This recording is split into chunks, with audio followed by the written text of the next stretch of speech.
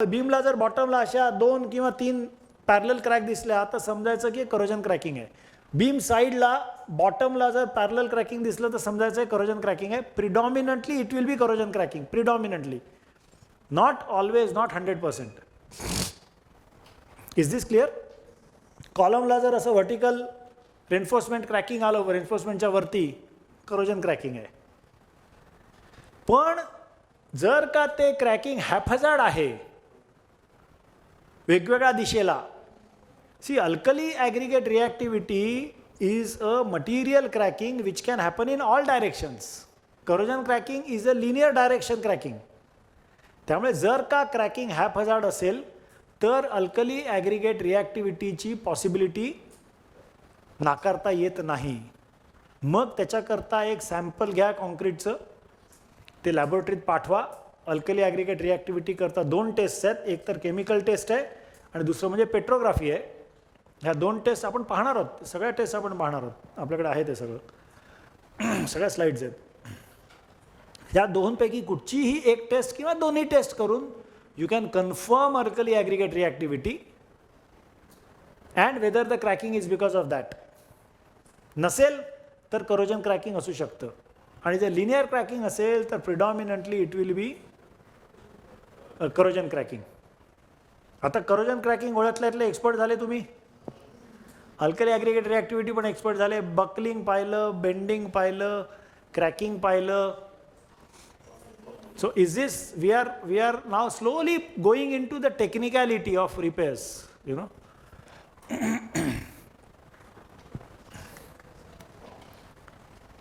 Fire. आता आपण फायरमध्ये बघूया. फायर डॅमेज किती जणांनी बघितलाय? फायर डॅमेज मी बघितलाय.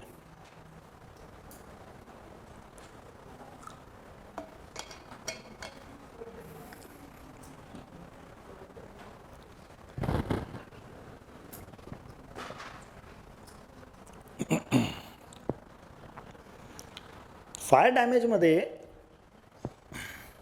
Concrete, brickwork, plaster, tiling, waterproofing हे सगळे मटेरियल तितक्या सहजी जळणारे नसतात. फायर डॅमेजला बर्निंग मटेरियल काय, म्हणजे आता ह्या रूममध्ये बर्निंग मटेरियल काय, हे पडदे, आपण सगळे पळून गेलो तर हे पडदे, ह्याला असलेलं हे केन, प्लास्टिक केन आहे हे, या खुर्च्यांना असलेलं ते प्लायवूड, जो रायटिंग पॅडचा आहे, हे बर्निंग मटेरियल आहे. खुर्च्या लोखंडाच्या आहेत, हे प्लास्टिकच्या खुर्च्या, हे टेबल क्लॉथ, हे सगळं बर्निंग मटेरियल आहे. जर देव न करो पण ह्या रूमला जर आग लागली तर ह्या रूमची आग जास्त वेळ राहणार नाही, कारण बर्निंग मटेरियलची क्वांटिटी खूप कमी आहे. पण समजा जर ह्या रूममध्ये प्लास्टिकच्या खुर्च्यांचे थर रचून ठेवले असतील स्टोरेज म्हणून, किंवा प्लास्टिकचे ग्रॅन्युल्स ज्याच्यामधनं प्लास्टिकच्या शीट्स किंवा इतर आर्टिकल्स बनवली जातात त्याच्या थप्प्या लोडिंग करून ठेवल्या असतील तर काय होईल? ते जळत जळत जळत जळत कॉन्क्रीटला ते 2 तास, 4 तास, 6 तास, 8 तास, असं पेपरात येतं ना, 12 तास लागले. आता 12 तासामध्ये प्लास्टिक किती डिग्रीला जळतं हो?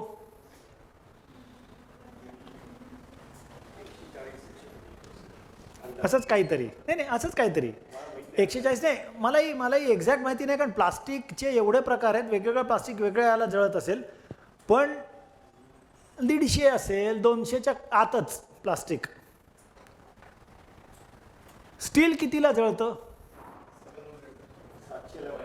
700. सी मटेरियलचं नॉलेज पाहिजे, मी जे म्हणालो ना, दिस इज मटेरियल नॉलेज, हे आपल्याला माहिती पाहिजे सगळ्या गोष्टी. हां काय म्हणता सर? स्टील जे आहे त्याचा मेल्टिंग पॉईंट 1250 डिग्री सेंटीग्रेड आहे. आता मला एक सांगा की 200 डिग्री किंवा लेसला जळणारं प्लास्टिक 1200 डिग्री टेम्परेचर कसं वाढवू शकेल? हां, म्हणजे the duration of fire also is very important in fire damage structures. Correct. आता मला सांगा कॉन्क्रीट कितीला जळतं?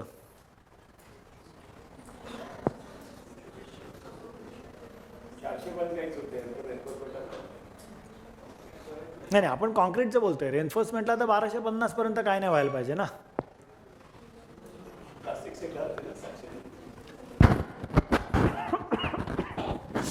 किती डिग्री कॉन्क्रीट? इलेक्ट्रिक सिमेट्री बघितली आहे का कोणी? विद्युत दाहिनी. विद्युत दाहिनीमध्ये किती डिग्रीला ह्युमन बॉडी झोकून देतात?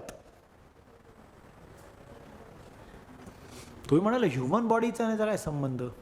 आपले हाडं काय असतात? कॉन्क्रीटच असतात ना, कॅल्शियम कार्बोनेटच असतात ना हाडं आपली.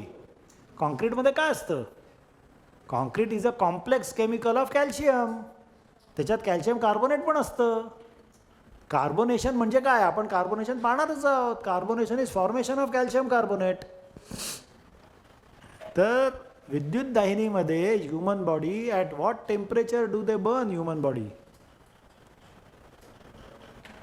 त्या टेम्परेचरला कॉन्क्रीट जळतं. Simple logic. 650 डिग्री सेंटीग्रेडला ह्युमन बॉडी जळतात, की ज्याने संपूर्ण बॉडी जळते आणि त्याच्यातनं छोट्या छोट्या 2-3 अस्थी दुसऱ्या दिवशी तुम्हाला विसर्जनाकरता काढून देतात. आता कशा काढतात नाही माहिती मला, पण ते म्हणजे ते कशा तरी देतात. काय कसं काढतात माहिती नाही, कारण 650 डिग्रीला the whole body has to burn. Concrete turns into ash powder if it is burnt at 650 degrees plus. साधारणपणे सर म्हणाले तो पॉईंट बरोबर आहे. 500 डिग्री नंतर कॉन्क्रीट बिकम्स इरिव्हर्सिबली डॅमेज्ड. 0 ते 200 डिग्रीपर्यंत कॉन्क्रीटला काहीच होत नाही. कॉन्क्रीटचा रंग जो आहे 200 डिग्री नंतर तो साधारणपणे 400-450 डिग्रीपर्यंत तो बफ कलर होतो. नंतर 400-450 नंतर 600 पर्यंत ऑफ व्हाईट होतो आणि त्याच्यानंतर ग्रे व्हाईट होतो, पांढरं होतं कॉन्क्रीट. आणि ते दॅट इज द इंडिकेशन की कॉन्क्रीट म्हणजे पांढरं म्हणजे तेव्हा त्याचे असे भुसाच असतं, ते असं कोसळलेलंच असतं स्ट्रक्चर ते. सो आता गंमत कशी आहे की आपल्याकडे जे कॉन्क्रीट बनतं महाराष्ट्रात ते राखाडी रंगाचं असतं, कारण आपलं ॲग्रिगेट काळ्या रंगाचं आहे, रेती आपली काळ्या रंगाची आहे. जर तेच कॉन्क्रीट जर तुम्ही दिल्ली साईडला जाऊन बघितलं तर ते ओरिजिनल कलरच बफ कलरचं असतं. कारण दिल्लीला जी जमना सँड किंवा बदरपूर सँड म्हणतात ती रेडिश आणि येलोइश कलरची सँड असते. आणि ॲग्रिगेटसुद्धा सँडस्टोन असतं जे लाल कलरचं असतं, सिमेंट ग्रे कलरचं. तर त्याच्या मिक्सचरमध्ये बफ कलरचं कॉन्क्रीटच बफ कलरचं असतं. त्यामुळे तिथे हे कलर जे आहे ते तितकंसं लागू होत नाही.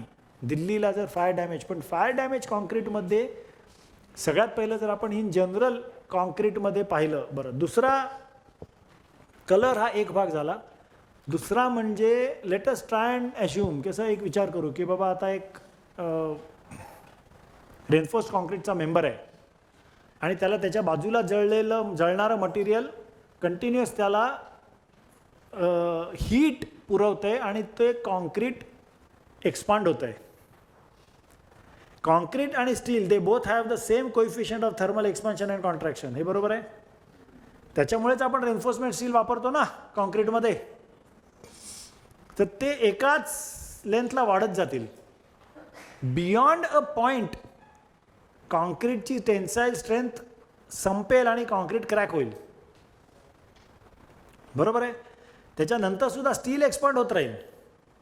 त्यामुळे त्या केसमध्ये काय होतं, स्टील आणि कॉन्क्रीट हे एकमेकांना सोडून देतात. कारण कॉन्क्रीट क्रॅक झालं हे साधारणपणे 200-250 डिग्रीला व्हायला सुरुवात होते. Concrete is still intact.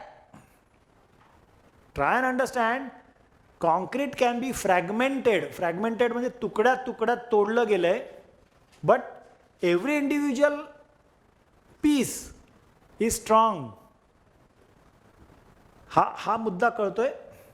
Fragmented concrete can still be strong. म्हणजे माझा शर्ट जर मधोमध फाडला तर त्याचे दोन जे भाग होतील ते दोन्ही भाग इंडिव्हिज्युअली स्ट्रॉंग आहेत. So the shirt is fragmented but each component is strong. तसं कॉन्क्रीटसुद्धा हीटमुळे जे एक्सपांड होत होत होत होत गेलं तर ते क्रॅक होतं, multiple cracking, but individually it is steel strong. त्याच्यानंतर जेव्हा टेम्परेचर 400-450 पोचतं तेव्हा ते कॉन्क्रीट डिट्युरेट व्हायला सुरुवात होते. Steel can still keep on bending, keep on growing in length. कारण स्टील हे 1250ला मेल्ट होतं. फक्त काय होतं, ह्या स्टील आणि कॉन्क्रीटच्या दोघांच्या हाणामारीमध्ये स्टील बेंड होतं. कारण the member is held, suppose एक ट्रस आहे, truss is held in position आणि मधनं तो गरम होतोय, तर ते जर लेंथ वाढायला लागली तर एका पॉईंटला ते बकल व्हायला सुरुवात होतं. कारण दोन्ही साईडने it is held in position, so it cannot lengthen, मग ते बकल होतं. त्यामुळे स्टीलमध्ये मोल्टन स्टील हे खूपच कमी बघायला मिळतं. पण स्टील माझ्या मते 300-350 डिग्रीला सुद्धा बेंड व्हायला सुरुवात होते. कारण it depends on what is your structural design. Purlins असतात त्या अशा उंटाच्या पाठीसारख्या अशा पण होऊ शकतात. AC शीट्स संपून जातात, स्टीलच्या शीट्स जळून खाक होतात. कारण स्टीलच्या शीटला कोटिंग असतं आणि ते कोटिंग आग पकडतं. पेंटच असतं ना ते, आफ्टर ऑल पेंट आग पकडतं. सो फायर डॅमेजमध्ये 200 डिग्रीपर्यंत जे झालेलं कॉन्क्रीट असतं ना, त्या कॉन्क्रीटमधलं पाणी जे आहे ते सगळं उडून जातं. कॉन्क्रीटमध्ये पाणी असतं ना, हे माहिती आहे की नाही, कॉन्क्रीटमध्ये पाणी असू शकतं ना, 4%, 6% पाणी असतं. मॉइश्चर म्हणजे काय, पाणी ना. तर ते मॉइश्चर सगळं इव्हॅपोरेट होतं आणि त्याच्यामुळे कॉन्क्रीटला मायक्रो क्रॅकिंग होतं. मायक्रो क्रॅकिंग म्हणजे काय, की जे डोळ्याला दिसत नाही पण जे असतं. आता ह्या ठिकाणी non destructive testing can be helpful. जे आपल्याला डोळ्याला दिसत नाही ते झालेलंच नाही हे अज्युम करणंही चुकीचं आहे. बरोबर ना. जे डोळ्याला दिसत नाही ते झालंच नाही हे अज्युम करणं चुकीचं आहे. त्यामुळे we need to use non destructive testing equipments substantially in case of fire damage. कारण फायर डॅमेज स्ट्रक्चरमध्ये ॲपरंट डॅमेज, ॲपरंट म्हणजे जे डोळ्याला दिसतंय ते, आणि ॲक्च्युअल डॅमेज ह्याच्यामध्ये जमीन आसमानाचा फरक असू शकतो. Apparent damage can B high and actual damage can be low and vice versa. Apparent damage can be low but actual damage can be high. Is this clear? कारण मायक्रो क्रॅकिंग झालेलं असतं. दुसरी गंमत कशी असते फायर डॅमेजमध्ये, की समजा ही room आहे आणि हा क्लास संपल्यानंतर सगळ्या खुर्च्या एकावर एक ठेवून त्या कोपऱ्यात नेऊन ठेवल्यात आणि देव न करो पण आग लागली, तर तिथला जो कॉलम असतो त्या कोपऱ्यातला त्याला मॅक्सिमम हीट लागते. तो जळतो, तो काळा पडतो, तो त्याचं स्पॉलिंग होतं, त्याचे तुकडे पडतात. पण हा कॉलमचं पेंट पण निघालेलं नसतं, कारण फायर फायटिंग पण इकडनं होत असतं. त्यामुळे हा पहिल्यांदा ओला होतो. फायर फायटिंग जनरली अर्ध्या तासात सुरू होतं कुठल्याही ह्याच्यावरती. त्यामुळे एकाच fire damage can be so varying in a single room. एक स्लॅब खूप खराब होऊ शकते आणि दुसरी स्लॅब ठणठणीत असू शकते. Is very possible in fire damage structure. हे कळतंय. करोजनमध्ये सुद्धा होतं, पण करोजनमध्ये मोर ऑर लेस कसं होतं की तो बाहेरचा कॉलम आहे तर त्याला डॅमेज जास्त असतं, त्याच्या बाजूच्या कॉलमला पण कमी जास्त प्रमाणात पण असतं, कारण ते एकाच वेळेला एकाच कॉन्ट्रॅक्टरने केलेले असतात. क्वालिटीमध्ये थोडासा फरक असतो, म्हणजे दोन्ही खराब असतात किंवा दोन्ही चांगले असतात. सो त्यामुळे पण फायर डॅमेजमध्ये तसं नसतं. चांगलं कॉन्क्रीट, व्हाईट कॉन्क्रीट कशालाही ते फायर सोडत नाही. It is very very very very devastating. Fire can be very devastating. दिसायलाही भयंकर हे दिसतं आणि वागायलाही. दुसरं काय होतं की जेव्हा आग लागलेली असते तेव्हा स्ट्रक्चर प्रचंड गरम झालेलं असतं, एक्सपांड झालेलं असतं आणि त्याच्यावरती तुम्ही थंड पाणी टाकता म्हणजे क्वेंचिंग होतं त्याचं. शॉक लोडिंग दिल्यामुळे ते सडनली व्हॉल्युमेट्रिक श्रिंकेज होतं त्याचं आणि त्याच्यामध्ये क्रॅकिंग होतं. आता हे जे व्हॉल्युमेट्रिक श्रिंकेज आहे ना, हे मेंबरमध्ये होतं, फक्त मटेरियलमध्येच नाही. कॉन्क्रीटमध्ये जे पहिल्या 1 वर्षभरातहून कमी जे श्रिंकेज होतं that is in material as a mortar. But whereas कॉन्क्रीटचा एक कॉलम जळत असेल आणि त्याच्यावरती जर फायर फायटिंग केलं तर तो अख्खाच्या अख्खा column will go into shortening. त्याने वेगळ्या प्रकारचं क्रॅकिंग डेव्हलप होऊ शकतं. त्यामुळे कॉन्क्रीटला फायर डॅमेजमध्ये सगळ्या प्रकारचं क्रॅकिंग होऊ शकतं. म्हणजे मगाशी जो मी फोटो दाखवला तो फोटो बकलिंगचा, एक फोटो अर्थक्वेकचा होता, एक फोटो फायरचा होता. म्हणजे बकलिंग होऊ शकतं, बेंडिंग होऊ शकतं, शियर क्रॅकिंग होऊ शकतं, all combination of everything in fire damage. आणि every case study of fire damage is totally different than the other. करोजनमध्ये एक साधारण काहीतरी पॅटर्न दिसतो किंवा लिकेजमध्ये एक पॅटर्न दिसतो, कारणं माहिती असतात की बा ह्या 25 कारणामुळे लिकेज होतं, त्याच्या 25 पैकीच एक येतं कारण कुठलं, तेच रूट कॉजमध्ये शोधून काढायचं आपल्याला. बट फायर डॅमेजमध्ये there cannot be anything decided generically. It is very very very different आणि I won't say very difficult but it requires some experience असं.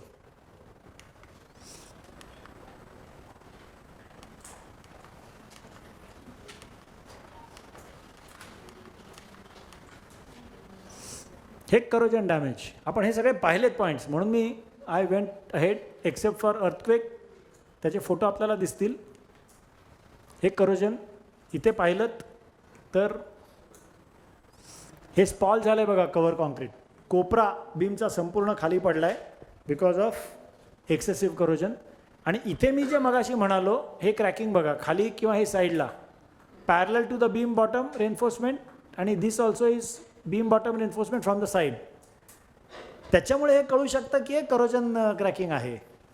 U know, corrosion cracking can be very easily identified separately from other cracking. फक्त corrosion cracking आणि separation crack ह्या कधी कधी misleading असू शकतात. जर कॉलमचं प्रोजेक्शन असेल ब्रिकवर्कच्या बाहेर तर सेपरेशन क्रॅक वेगळी दिसते, पण कॉलम आणि ब्रिकवर्क जर एकाच ह्याला असतील तर ती करोजन क्रॅक पण व्हर्टिकलच असते आणि रेन्फोर्समेंट क्रॅक सेपरेशन क्रॅक पण व्हर्टिकलच असते आणि करोजन क्रॅक पण व्हर्टिकलच असते.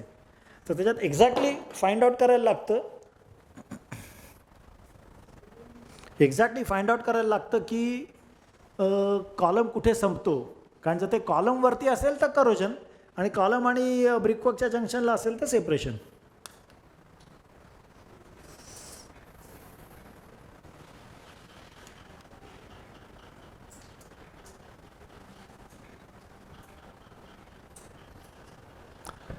सर ह्याची सुद्धा अजून क्लॅरिटी चांगली असायला पाहिजे होती हां, कारण ह्याच्यामध्ये दिसत नाही आहे आपल्याला.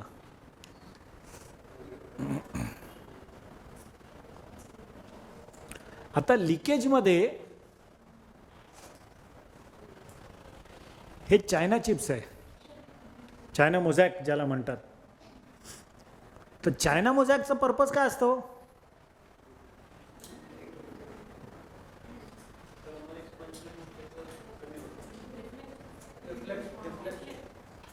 Deflection of what? रिफ्लेक्शन. हां, reflection of heat, correct. That is the purpose of China mosaic. China mosaic is not a waterproofing material. China mosaic is not a waterproofing material at all. Where it acts as waterproofing कारण अत्यंत गुळगुळीत surface असल्यामुळे पाण्याचा निचरा लवकर होतो. Water flows off a lot faster on China mosaic. But China mosaic has multiples numbers of joints. बरोबर ना? एक रनिंग मीटर बाय एक रनिंग मीटरमध्ये केवढे जॉईंट्स असतात. त्यामुळे संपूर्ण टेरेसमध्ये हजारो जॉईंट्स असतात China मोझॅकमध्ये. So there is a possibility that China mosaic can crack, can pop up, म्हणजे bulging upwards. चायना मोझॅक दुसरं ॲस्थेटिकली चांगलं दिसतं. If you want to use the terrace, IPSपेक्षा चायना मोझॅक चांगलं दिसतं, म्हणून it is use for aesthetic purposes.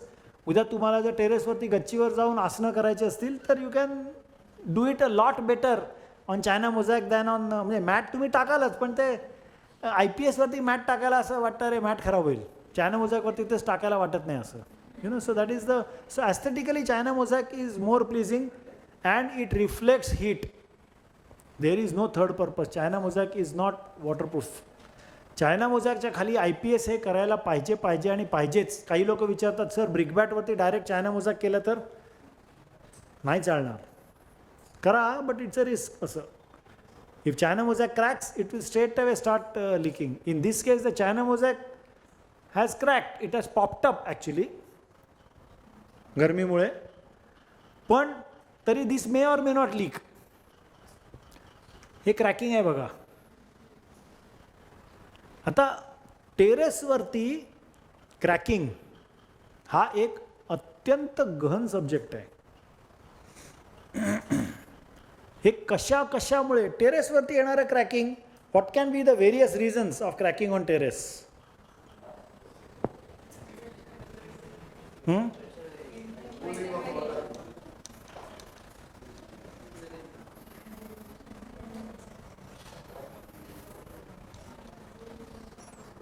Terrace वॉटरप्रूफिंगवरती असणाऱ्या क्रॅकिंगची कारणं सांगा.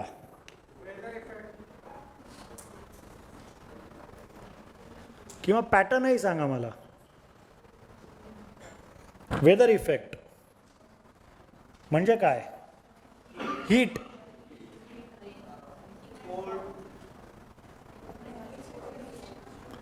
Rain, cold. हीटच्या अपोजिट कोल्ड, त्यामुळे हीट आलं म्हणजे टेम्परेचर आलं. याने कशा प्रकारचं क्रॅकिंग होत असेल तुम्हाला वाटतं?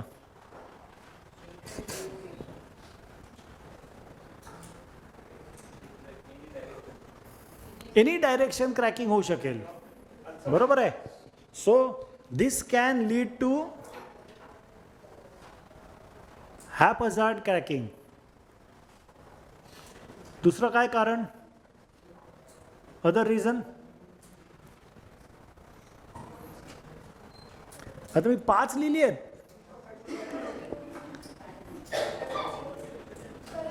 Corrosion, correct. Corrosion of top reinforcement आत्ताच तर बघितलं ना आपण.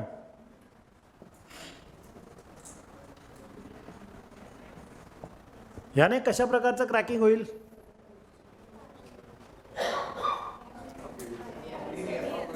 अपिवल टाईपचं क्रॅकिंग होईल ना. जसं टाईल कशी वरती जाते तसं IPS पण वरती जाईल, बरोबर ना. So upheaval type of cracking. आणखी काय reason?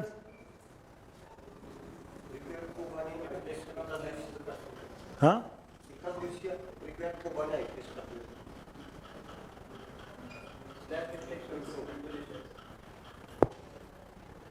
Superb. Deflection of slab. मला वाटलं हा पॉईंट शेवटी मला सांगायला लागेल म्हणून.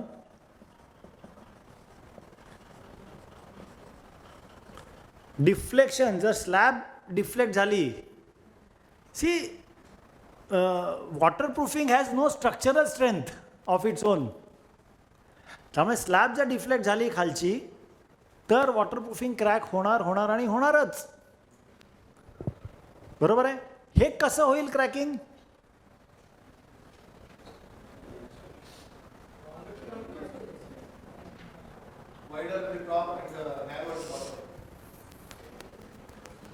Wide at top and narrow at bottom, agreed.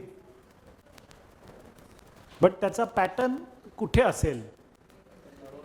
I think I am not able to ask the question correctly. समजा जर का असे 4 कॉलम असतील आणि हे बीम आहेत, आणि जर का ही स्लॅब अशी डिफ्लेक्ट झाली, ही स्लॅब अशी, is this clear? So then there will be a crack here and here on the waterproofing, बरोबर ना. Is this clear? Now, what other?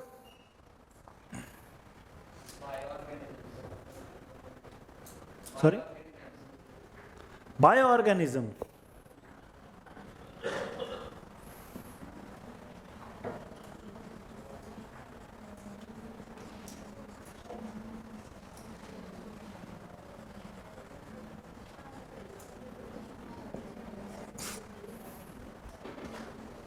Debonding. Debonding of IPS or debonding of brickwork is also possible ना. डिबॉन्डिंग कशामुळे होतं आपण पाहिलं की माती असल्यामुळे डिबॉन्डिंग होतं, बरोबर आहे ना. किंवा when the two do not bond to each other properly it will debond, correct.